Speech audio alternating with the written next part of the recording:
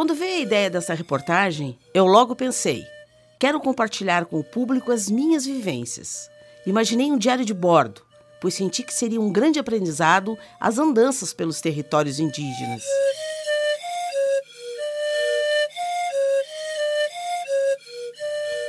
Por ser uma reportagem multimídia, um diário não apenas escrito, mas com áudio, vídeo e imagens, sem obrigação de ordem cronológica.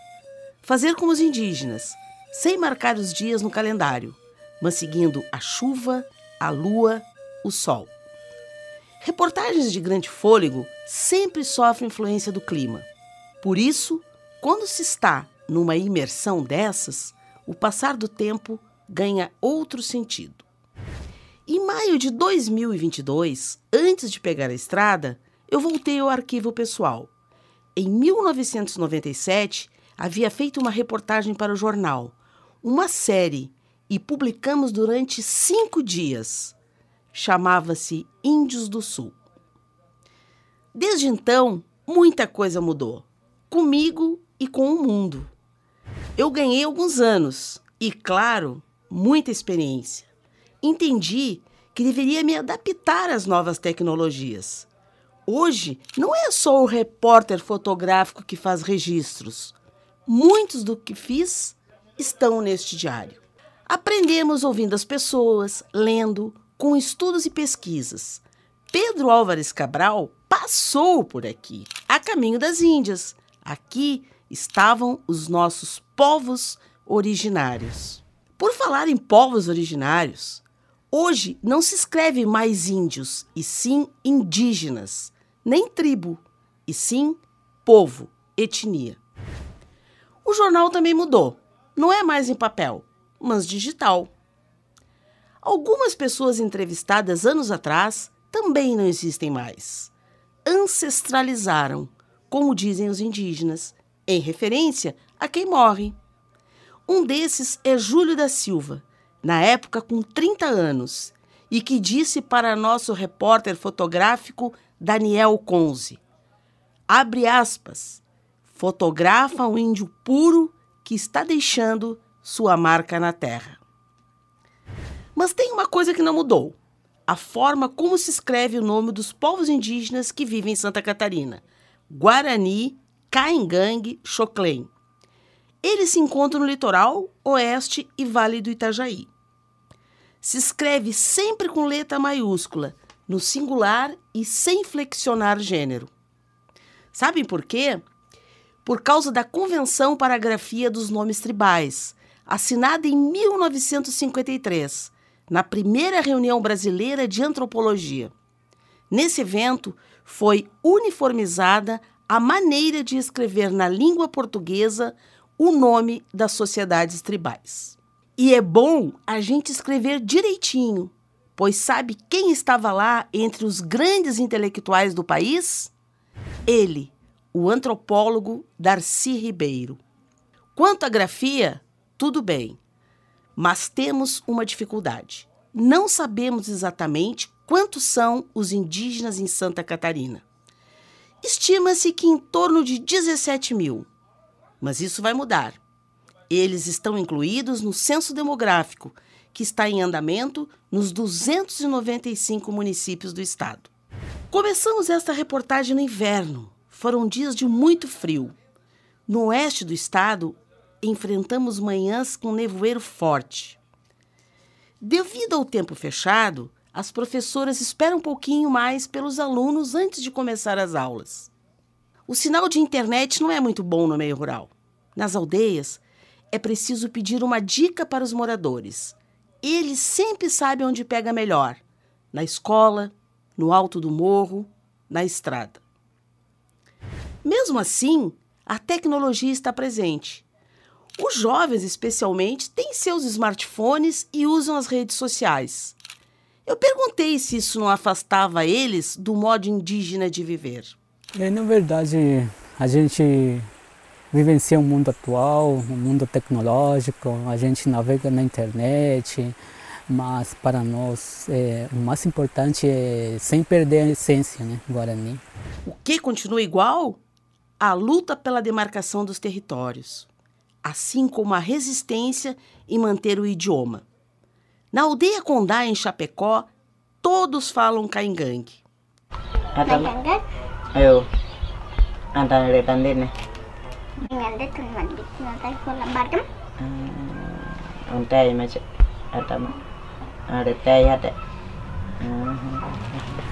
A mulher indígena está mais empoderada. Eu conheci Yara Campolim, que é professora e moradora na terra Todo Ximbangue. Mas não só. Ela foi empossada como a primeira mulher indígena a ocupar uma cadeira na Câmara de Vereadores de Chapecó. A suplente de vereadora pelo PT tem 32 anos, é casada e mãe de 2 filhos. Outra coisa que me chamou a atenção foi o número de estudantes indígenas nas universidades. O MEC diz que aumentou em 500%, resultado da lei de cotas, que entrou em vigor em 2012. Jaúdio, bom dia. Eu sou Floriano da Silva, sou formado em licenciatura em Cultura Indígena em 2020 e sou morador aqui em Tecoa Marangatu, no município de Maruí, desde 2000. A passagem do tempo é real. Lá no Todo Ximbangue, a 30 quilômetros de Chapecó, eu não reencontrei Ana Luz Fortes do Nascimento. Ela ancestralizou em 2014, com mais de 100 anos. Agora, a Escola Indígena de Ensino Fundamental leva seu nome, FENO. Ela é reconhecida como grande liderança e responsável pela retomada da terra do Todo. Já entre os Guarani da terra indígena Marangatu, em Imaruí, no sul do estado, eu tive um encontro muito especial.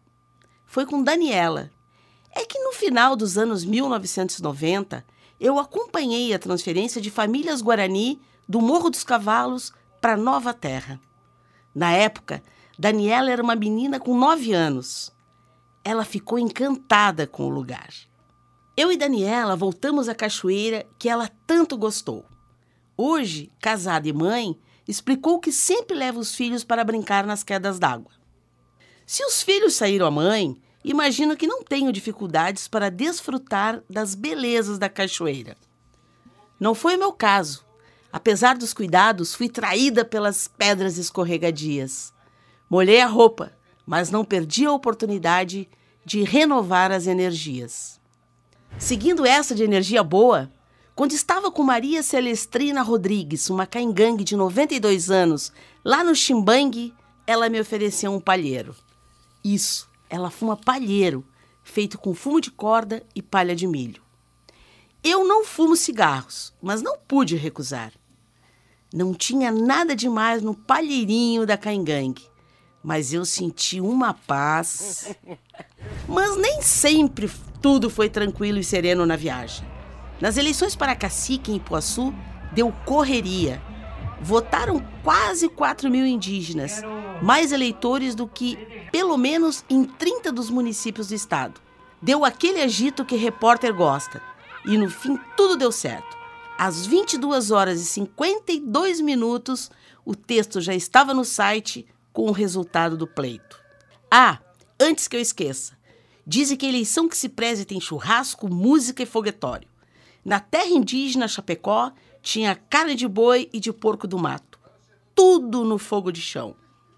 Apesar de bem menor do que antes, a caça ainda é praticada pelos indígenas. Olhem o tatu que caiu na armadilha desse Guarani da Tecoa Marangatu.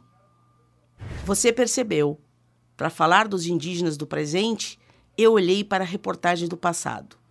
Essa é multimídia, TV, site, rádio, impresso.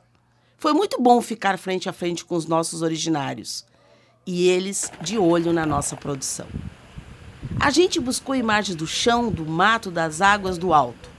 Por falar em alto, lembrei das imagens que captamos com o drone e da curiosidade das crianças Guarani.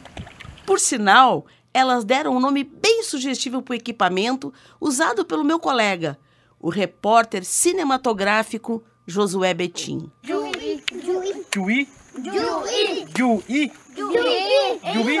Pensando em fala e áudio, lembram daquela história que falei no começo do Guarani Júlio, que pediu para ser fotografado como um índio puro que está deixando sua marca na terra? Pois eu mostrei uma cópia do jornal para uma liderança guarani e ela enviou para o filho dele. Ouçam isso. Menice, onde que você encontrou meu pai? Até agora não tinha nenhuma foto do meu pai. Até esse dia tava falando com ele, não tirei nenhuma foto do pai do lembrança. Vou mandar fazer uma camiseta pra mim disso daqui. Muito obrigado de você mandar pra mim, pra ele. Agora eu vou fazer uma camiseta pra mim da foto dele. E pensar que aquela fotografia feita naquela reportagem seria a única na vida desse indígena que morreu em 2021, aos 55 anos, e que seu filho vai carregar no peito a imagem de um índio puro. Preciso contar essa. Viajamos 500 quilômetros para localizar Rondon Chetá. Quando finalmente chegamos, ele estava num comício. Como achá-lo na multidão, e meia foguetório e música? O jeito foi pedir ajuda. Estão procurando o homem. Aonde ele se encontra, talvez algum amigo aí sabe onde ele está, só dá um toque pro homem, né? O técnico de enfermagem, Rondon Chetá. Os repórteres estão... Eu já fiz muitas reportagens que tocam o coração. E foi assim quando me vi frente a frente com Rondon Chetá. Na hora, me lembrei do que escreveram os repórteres da revista Time, quando em 1959 foram ao Paraná conhecer esse povo. Abre aspas. Eles são remanescentes dos últimos índios da Idade da Pedra. Santa Catarina é um mosaico formado por mais de 50 etnias e tem várias cidades com nome indígena. Durante as andanças, a gente encontrou situações também tensas, como a questão do marco temporal que tramita no Supremo Tribunal Federal. O Xoclém e no Vale do Itajaí estão na mira, já que o governo do estado moveu uma ação contra eles. A gente acompanhou uma manifestação do Xoclém no centro de Florianópolis. Mas também fomos ao território deles no Alto Vale do Itajaí. Era setembro, o mês da chamada pacificação.